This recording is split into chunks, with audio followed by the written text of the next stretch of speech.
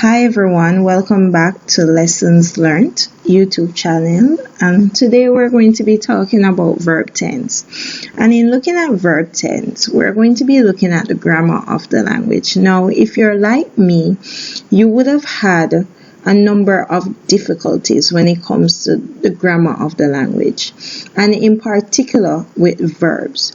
Now, today we're going to look at what is a verb briefly.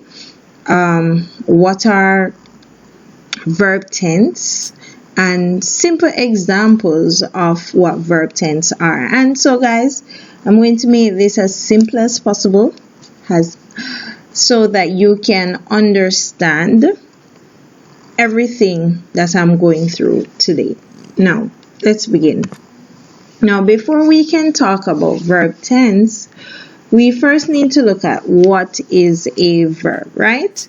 Now, when I was in primary school, I remember my teacher saying that verbs are action words. But as I grew older, I realized that verbs are not just action words. So let's just look at that. So, verbs express the time at which an event occurs. It also expresses action or state of being. Now, what some of the important things to note is that verbs express time. That's one. Two, they also express action, and they also express state of being. Now, what are action words? Now, for example, run, sing. Action is taking place. Jump, skip, action is taking place. But what exactly is the term state of being referring to? Now, there are some verbs that don't necessarily express an action. However, it's a verb. And one such verb is love. Love is a verb, but it does not express an explicit action. Therefore, it expresses state of being. So, let's review. So, a verb can express time, action, or state of being. So, let's just go into verb tense. What exactly is tense? Now, look at the picture to my side. You notice we have present, past, future. Now, if we should add tense, we would get present tense, past tense, future tense. So from this clue, could you tell me what the word tense refers to? What is it saying? What does it mean? I'm giving you a second. 1 second. Let's see if you are correct. Now, when we talk about tense, tense is a form of the verb that is used to indicate the time of an action. So, for example, some action occur when, and let us look back at the picture, present. So, some actions or events take place in the present. So, we have present tense. Some take place in the past. Past tense. Tense. Some will take place in the future. Future tense. So we have present tense verbs, past tense verbs, future tense verbs. Alright, let's go. Now, present tense. What did we say present tense verbs are again? What are they? Yes, correct. Present tense verbs tells us present tense verbs tell us when the action takes place.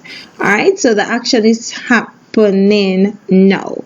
The action is taking place now. So when we talk about the action is taking place in the present, it means that the action is taking place now. Let's see an example. Now, Kim cheers for her team.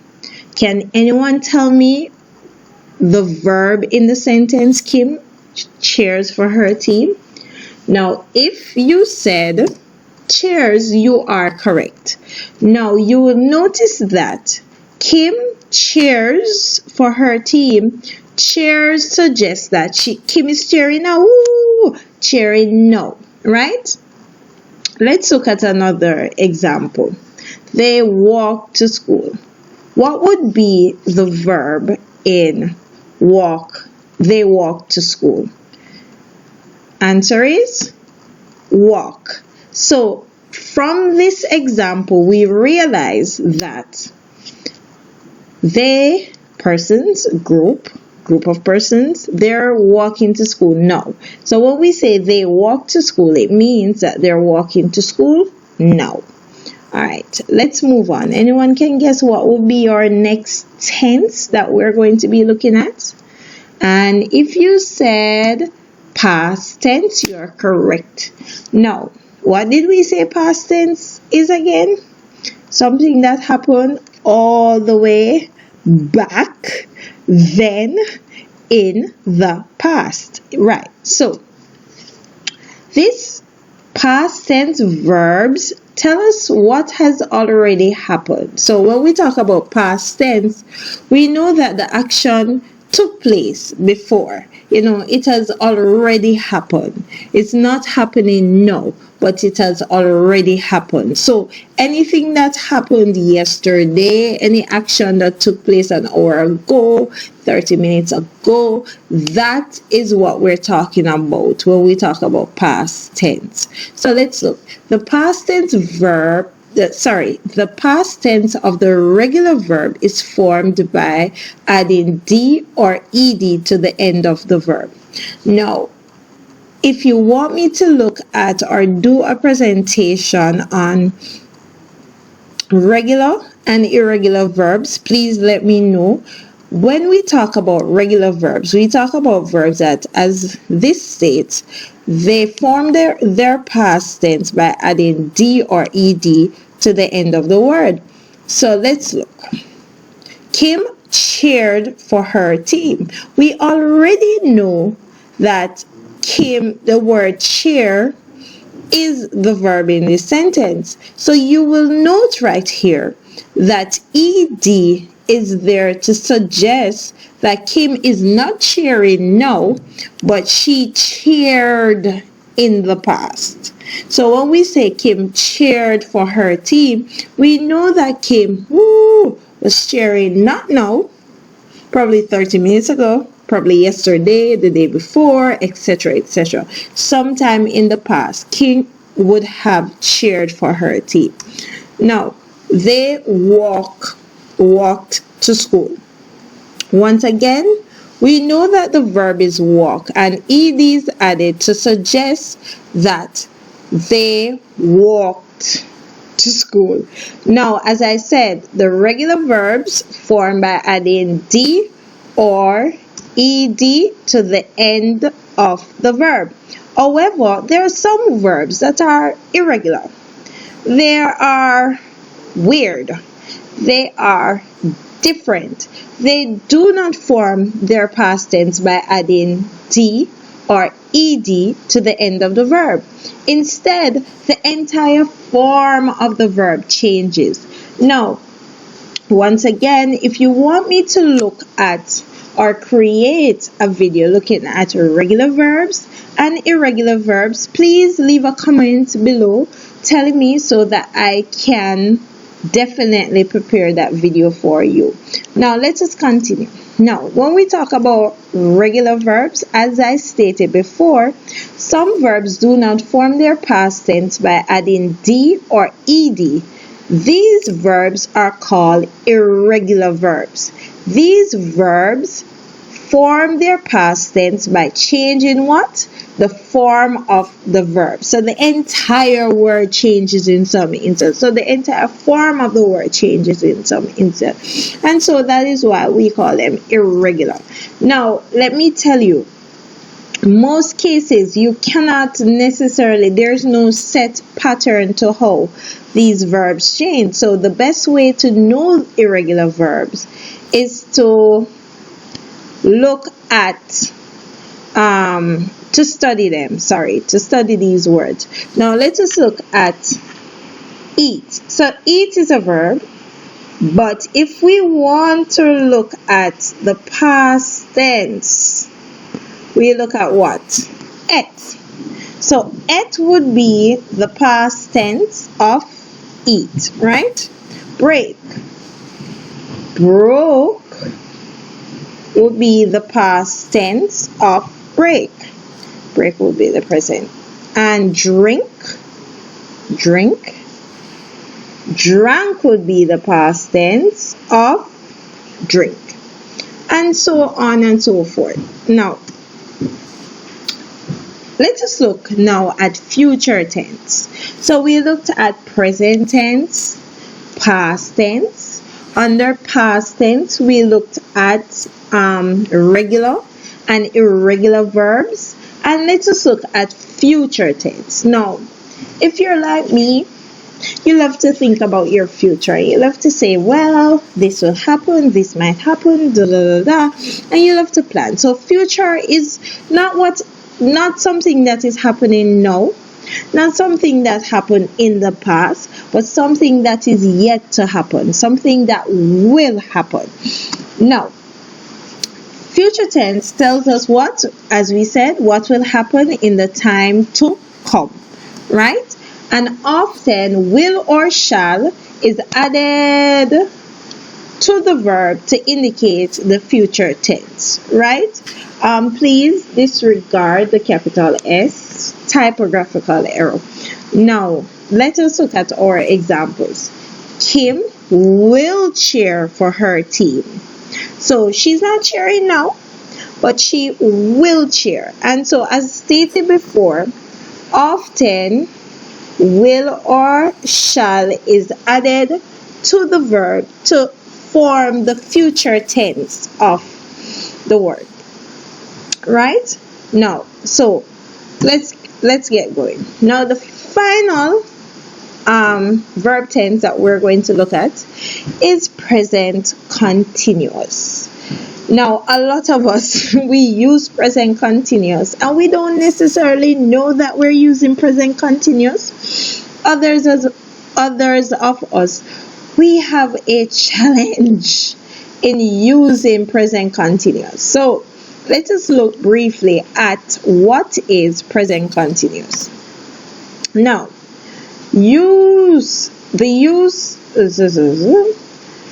alright. So, present continuous is used to express an idea that something is happening now. Meaning the thing is happening at this moment. Because at this moment, as I'm recording this video, it is raining. So, that is something that is happening now. Right? So, when we talk about present continuous, the verb indicates that something is happening right now, right? Now, an example of this is you are learning English now. Now, if you look at the example, what do you notice? Is it one or two? We have two verbs coming into play. I'm going to give you one example. I want you to see if you pick up a pattern with present continuous. You are not swimming now. Let's see now. What do you realize about the main verb in both examples? Both of them end with what? ing. Good. So, let's go. Both of them have auxiliary verbs, right? So you have you are learning English now. So both examples end with the ing. Now the ing shows that that the verb is continuous. It's continuing. It's going on. It's meaning it's going on. It's going on. So when we talk about present continuous, we talk about the verb showing that the action is continuing. It's going on. It's going on. So I hope, let me give you one more. Are you sleeping? Notice the helping verb are and the sleeping ing. So ing is used to add to the verb to make the action continuous. Guys, I hope that you are able to understand everything that I've explained. Once again, today we looked at verb tense, we looked at we looked at present, past, future, and continuous verbs. We also looked at what are verb tense, what is a verb, etc.